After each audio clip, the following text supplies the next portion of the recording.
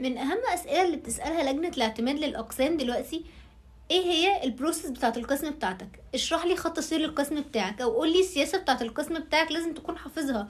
زي مثلا التعقيم، لازم تبقى عارف خط سير الالات ماشي ازاي، ان الالات بتيجي بتستلمها ازاي، بتدخلها ازاي المتسخ، بتعديها ازاي على النظيف، المغسله، العمليات، الوورد، الاستقبال، كل حاجه عايزين يعرفوا السياسه بتاعتها ماشيه ازاي، عشان وانت بتشرح خط سير العمل تبدا الاخطاء بتاعتك تقولها وانت شغال. لانه لو سالوك سؤال عادي هتجاوب اجابه اللي انت حافظها وتمام، لكن وانت بتشرح كل الاخطاء اللي انت بتعملها هتقولها. لكن لو انت شغال صح زي البوليسي والسياسه اللي عندك ما بتقول في القسم، يبقى انت هتجاوب على السيرفي صح وهتعدي اللجنه على خير. فلازم نحفظ البروسيس كويس جدا بتاعه القسم ماشي ازاي زي السياسه ما بتقول بالظبط، ونراجعها دايما ونعرفها عشان اللي مكتوب لو احنا بننفذه تمام. واهم حاجه وانت بتشرح البروسيس تقول للسيرفي ان في دوكيمنت. دايما بسجل عن طريق سجل، عن طريق اي حاجه، لان التسجيل اهم حاجه في الاعتماد.